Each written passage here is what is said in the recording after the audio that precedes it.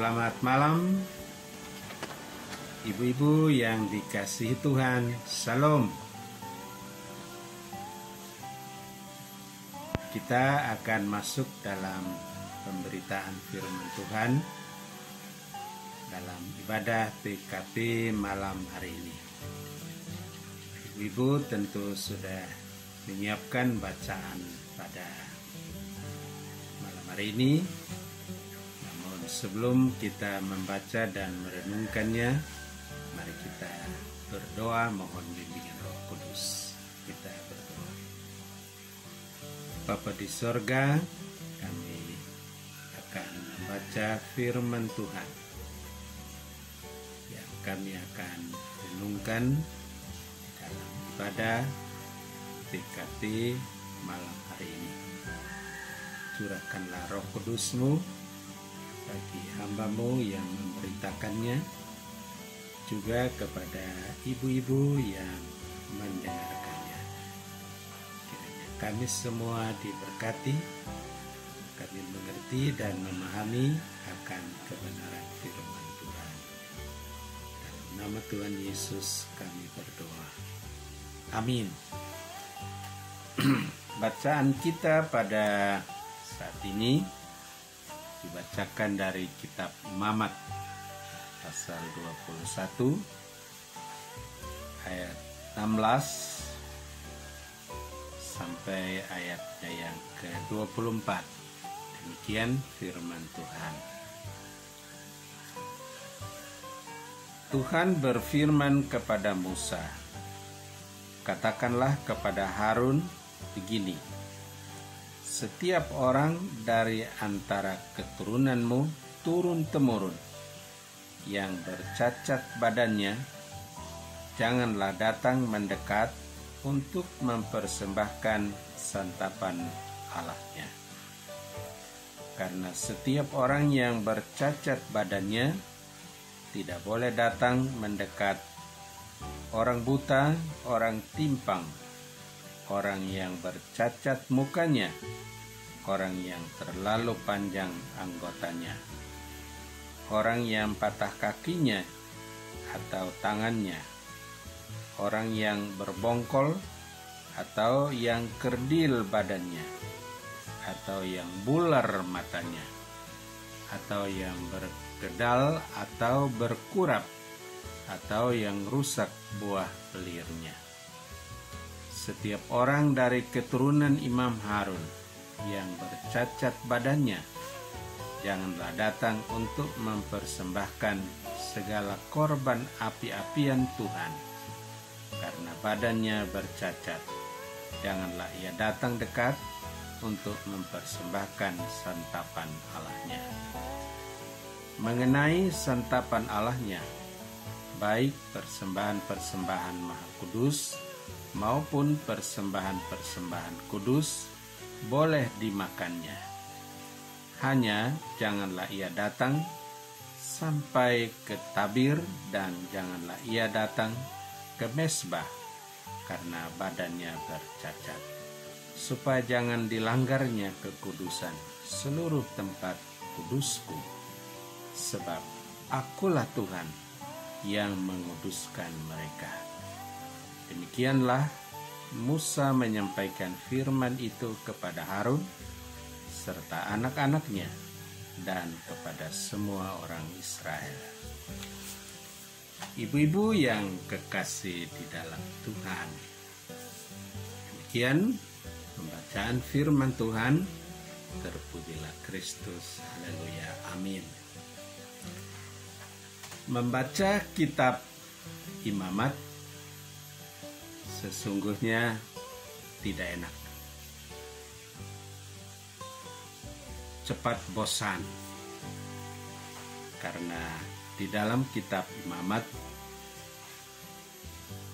tertulis segala macam peraturan, simbol-simbol, lambang-lambang, sehingga membaca kitab Imamat seperti tidak relevan, tidak sesuai dengan keadaan kehidupan orang percaya masa kini. Tapi apa betul imamat ini tidak penting?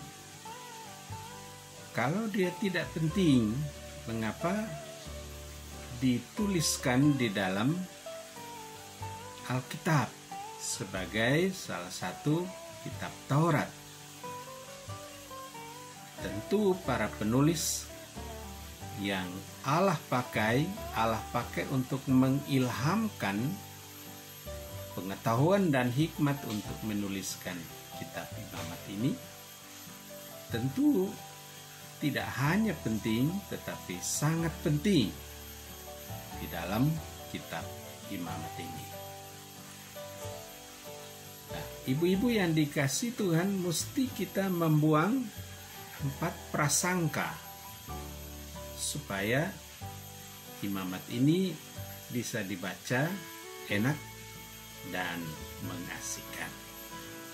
Yang pertama yang harus dibuang ialah bahwa kitab imamat, lambang dan simbol serta peraturan-peraturannya sangat berfaedah secara rohani, baik pada zaman Musa maupun zaman sekarang dan zaman yang akan datang. Ya. Jadi kita harus buang pengertian bahwa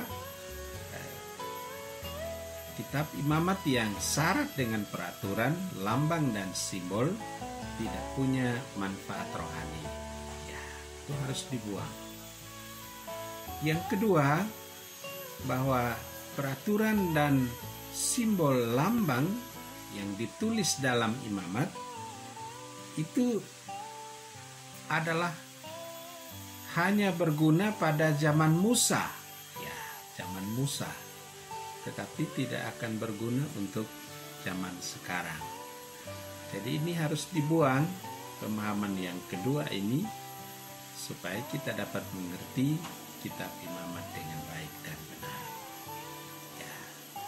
Yang ketiga yang harus dibuang ialah bahwa peraturan yang dibuat Allah di dalam imamat ini terlalu keras, terlalu dangkal, sehingga tidak sesuai dengan pemahaman iman kita kepada Allah, bahwa Allah itu Maha Kasih, Maha Adil, dan sungguh-sungguh membuat semua orang setara. Ya. Jadi buanglah pengertian yang ketiga ini, bahwa peraturan itu terlalu keras dan dangkal dan tidak sesuai dengan kasih Allah. Ya.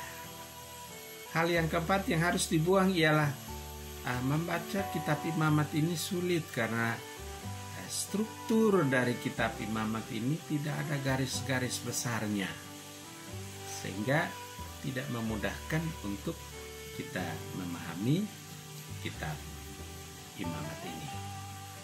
Nah, kalau kita sudah membuat 4 prasangka buruk terhadap kitab imamat ini, maka kita akan menemukan cara untuk memahami, mempelajari imamat sebagai sebuah pengetahuan yang enak dan asik. Ya, ibu-ibu yang kekasih di dalam Tuhan, hal pertama yang kita mulai ialah berangkat dari titik tolak. Ya, mengapa imamat memuat banyak peraturan, simbol dan lambang untuk bangsa Israel? Ya, titik tolaknya ialah bahwa Allah itu suci dan kudus. Ya, ibu-ibu harus paham ini dulu, bahwa Allah itu suci dan kudus.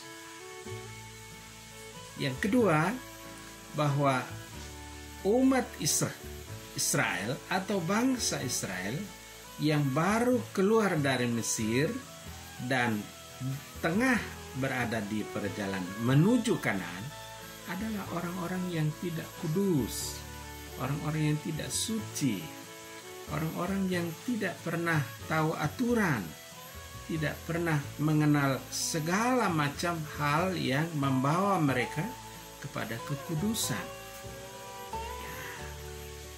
Karena Allah kudus dan memilih bangsa yang belum kudus, maka dibuatlah peraturan-peraturan, hukum-hukum, lambang-lambang, simbol-simbol untuk diberlakukan kepada umat, supaya umat ini tertuntun, sehingga lama-kelamaan menurut waktu-waktu yang ditempuh, bangsa ini menjadi bangsa yang kudus seperti Allah yang kudus.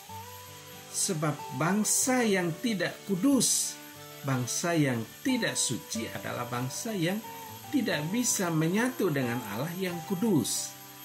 Karena itu peraturan-peraturan, simbol-simbol, lambang-lambang dibuat sebagai sebuah cara, sebuah metode untuk menguduskan umat Israel agar ia layak menjadi bangsa yang kudus, bangsa yang suci, karena Allahnya ialah Allah yang kudus, Allah yang suci.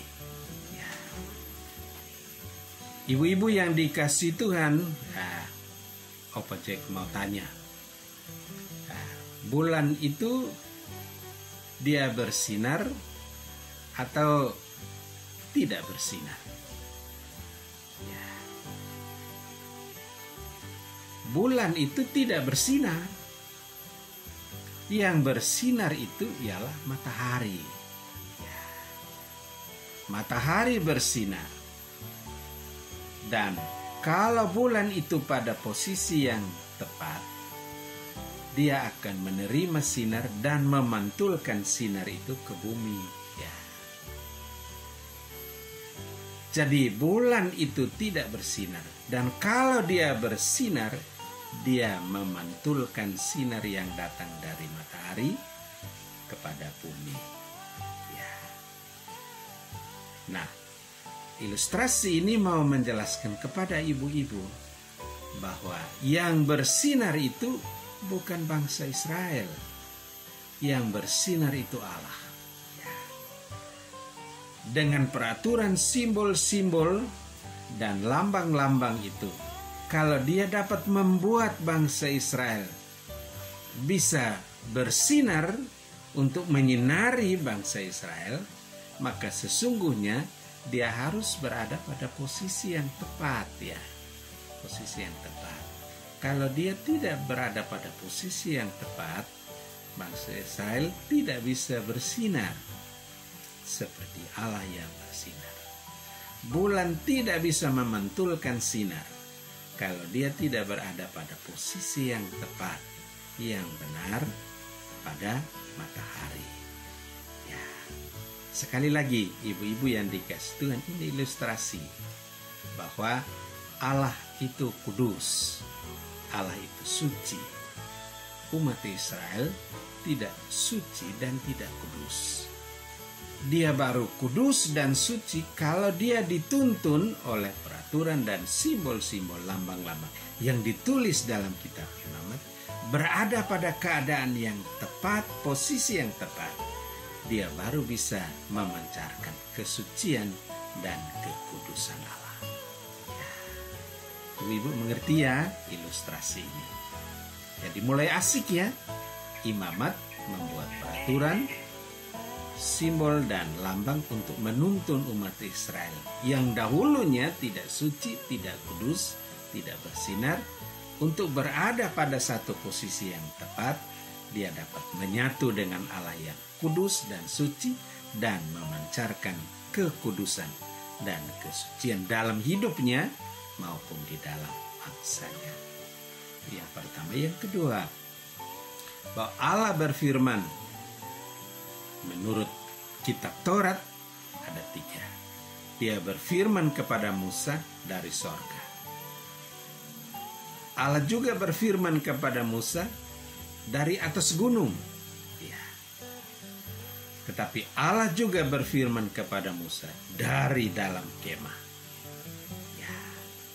Nah, bacaan kita pada malam hari ini, Allah berfirman kepada Musa tidak dari sorga, tidak dari gunung, tapi dari dalam kemah. Dari dalam kemah ruang maha suci, Allah panggil Musa, Musa sini dulu. Ya Tuhan, apa yang mau Tuhan sampaikan? Begini, bilang sama Harun dan seluruh keturunannya turun-temurun, kalau dia mempersembahkan santapan kepada Allah, kepadaku, pilihlah keturunan-keturunannya yang tidak bercacat tubuhnya.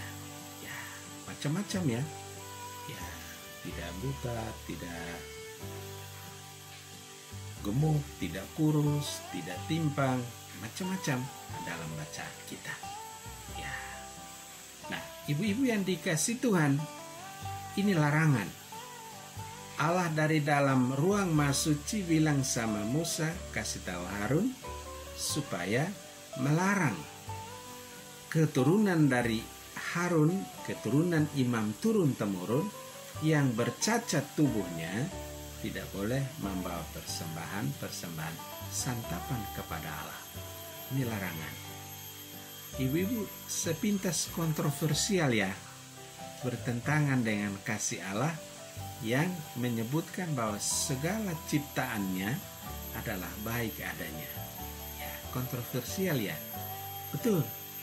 Secara tersurat kelihatan kontroversial. Tetapi kalau kita cari apa yang tersirat di dalam seluruh bacaan ini, kita boleh melihat bahwa disinilah kasih dan karunia Allah. Di satu sisi dia melarang orang cacat mempersembahkan santapan kepada Allah, tetapi satu sisi Tuhan bilang makanan atau santapan yang diberikan kepada Allah boleh mereka makan.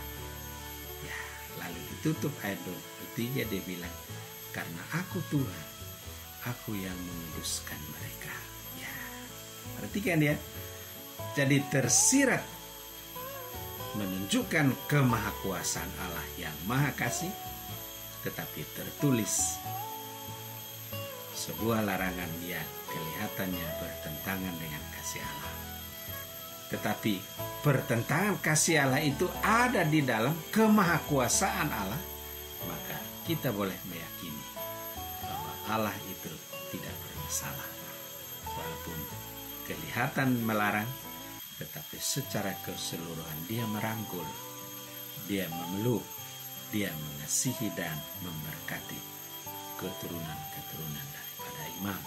Bahkan kita semua, ya, bahwa larangan tubuh yang bercacat itu adalah sebuah simbol bahwa kita semua adalah orang-orang yang cacat, orang yang berkekurangan. Sejak Adam dan Hawa dikeluarkan dari Eden, kita adalah orang-orang yang cacat, orang-orang yang berkekurangan. Sepanjang dia berada di Eden, dia orang sempurna, tapi saat dia diusir dari Taman Eden, dia adalah orang cacat. Dan karena itu, kita memahami bahwa kita adalah orang-orang yang bercacat, orang-orang yang berdosa, dan mau menghadap Tuhan Allah tidak boleh langsung, harus pakai perantara, ialah imam. Ya. Imam adalah orang yang berada di antara umat dan Allah, di antara Allah dan umat. Nah, itu yang kedua. Yang ketiga, bahwa Yesus Kristus, ya, sebelum dia mati, bangkit dan naik ke sorga, dia adalah imam besar, imam agung. Ya. Kenapa dia disebut imam besar dan imam agung? Karena Harun dia mempersembahkan korban penghapusan dosa pakai hewan, ya, pakai lembu, pakai domba, ya, sebagai korban penghapus dosa. Pencurahan darah dan persembahan daging hewan adalah untuk penghapus dosa. Tetapi Yesus sebagai imam besar dan agung, dia tidak mempersembahkan domba, tidak mempersembahkan lembu, hewan, tetapi dia mempersembahkan tubuhnya. Ya, mencurahkan darahnya, mencurahkan dagingnya untuk korban penghapusan dosa.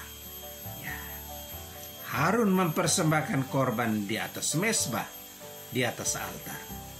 Tetapi Yesus mempersembahkan tubuhnya, darahnya di atas kayu salib.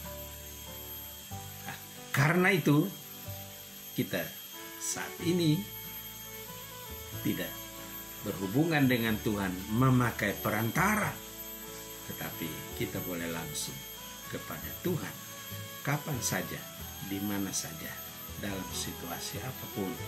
Kita boleh langsung berhubungan dengan Tuhan sebagai Allah kita. Ya. Siapa yang boleh berhubungan dengan Tuhan sebagai Allah? Yohanes 3 ayat 16 ialah kepada setiap orang yang percaya kepadanya. Ya, setiap orang yang percaya kepadanya, itulah boleh berhubungan langsung kepada Tuhan. Kalau Anda tidak percaya kepada Allah, apa boleh berhubungan langsung kepada Tuhan? Tidak ada hubungan. Hubungannya ialah setiap orang percaya. Bukan barang siapa yang percaya, tapi setiap orang yang percaya. Nah, ibu-ibu yang dikasih Tuhan, yang kedua ialah setiap orang yang benar. Orang benar menurut Alkitab itu siapa? Bukan orang yang tidak pernah melakukan dosa, tapi orang yang benar ialah orang yang sadar berdosa dan mengaku dosa dan datang kepada Allah. Ya. Orang yang sadar bahwa dia sakit dan mengaku sakit dan datang kepada dokter, itu orang benar. Ya. Kalau saya mengaku saya orang Cina, mata sipit, putih, rambut lurus, saya bukan orang benar. Tetapi kalau Pak Jack bilang saya orang Timur, hitam, keriting, cakepnya sedikit, jeleknya banyak, itu baru benar. Tapi ada pemuda bilang itu juga salah, semuanya jelek. Ya. Tetapi orang benar ialah orang yang sadar bahwa dia orang berdosa dan mengaku dosa dan datang kepada Allah. Itu orang benar. Ya, ibu-ibu yang dikasihi Tuhan, ya, dalam masa pandemi ini kita berada dalam banyak kesulitan. Ya, tetapi kesulitan ini tidak boleh mendorong kita untuk berbuat dosa dengan alasan kepepet, beralasan kekurangan, kejepit, dan terdesak. Ya, tetapi marilah kita tetap pada posisi yang benar. Apapun yang menjadi lingkungan kita, mau kejepit, mau terdesak, mau kepepet, mari kita pandang Kristus yang kudus, yang suci. Allah yang kudus dan ada yang suci, supaya kekudusan kita tetap terjaga. Baru-baru saja ibu-ibu diteguhkan menjadi pengurus PKP. Ya, anggota-anggota PKP juga baru saja punya pengurus yang baru. Marilah pengurus dan anggota menjaga kekudusan apapun di dalam hidup ini. Apapun keadaan kita, mau kejepit, mau darurat, mau kepepet, mau terdesak, mari tetap jaga kekudusan kita. Tidak perlu berbuat dosa baru. Mari kita menjadi anak-anak Tuhan yang selalu memantulkan kesucian Allah sebagaimana Allah itu suci. Ingatlah Matius pasal 5 ayat 16 bunyinya demikian. Demikianlah hendaknya terangmu bercahaya di depan orang, supaya mereka melihat perbuatanmu yang baik dan memuliakan Bapamu yang ada di surga. Kiranya Tuhan memberkati firman-Nya hari ini. Amin.